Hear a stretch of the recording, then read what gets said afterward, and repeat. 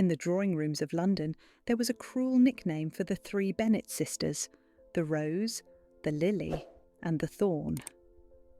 The Rose and the Lily were twins, blonde, vivacious, and just 19. They had dowries that could buy a small country and smiles that practiced in the mirror for hours. And then there was the Thorn, Lady Beatrice. She was 28. In Victorian society, she wasn't just old, she was ancient.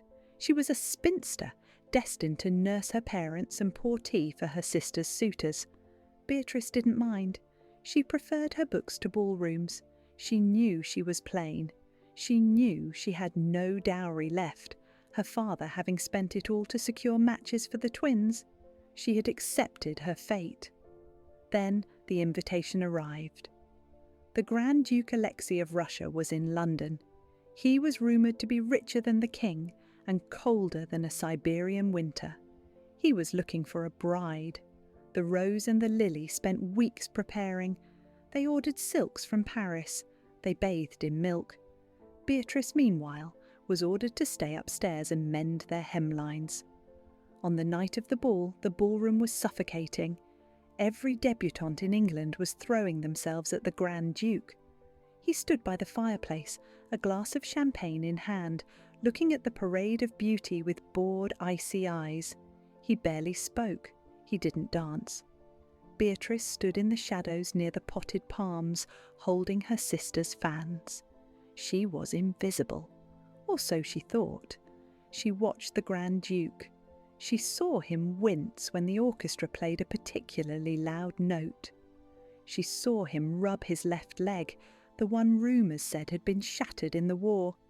He wasn't bored, she realised. He was in pain. Without thinking, Beatrice signalled a passing footman.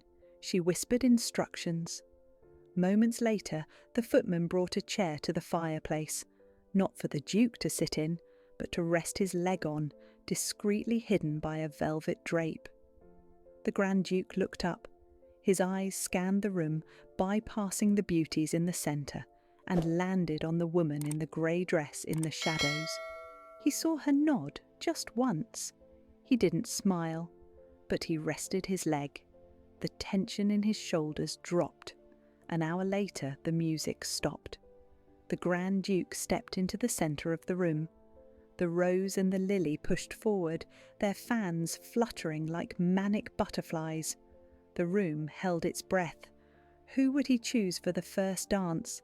The Grand Duke walked past the Rose. He walked past the Lily. He walked past the daughters of earls and marquises. He walked straight into the shadows. Lady Beatrice? His voice was deep, heavily accented, and loud enough to silence the room. Beatrice froze. Yes, Your Grace.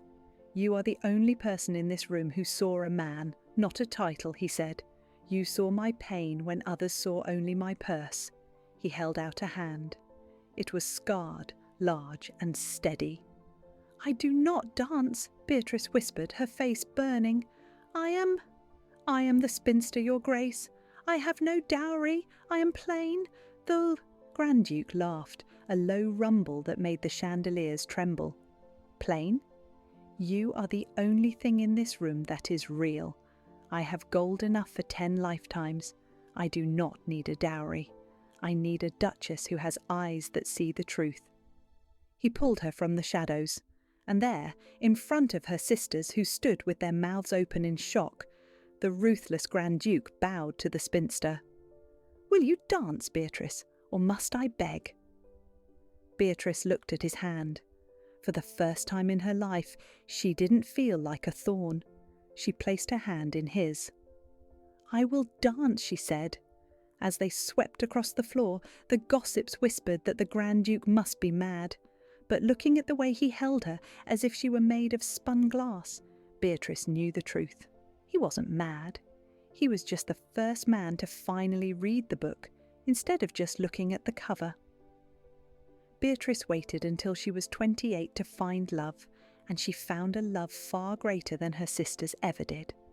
In a world obsessed with youth and beauty, do you think wisdom and kindness are still valued, or are we just as shallow as the Victorian tun? Tell me what you think in the comments.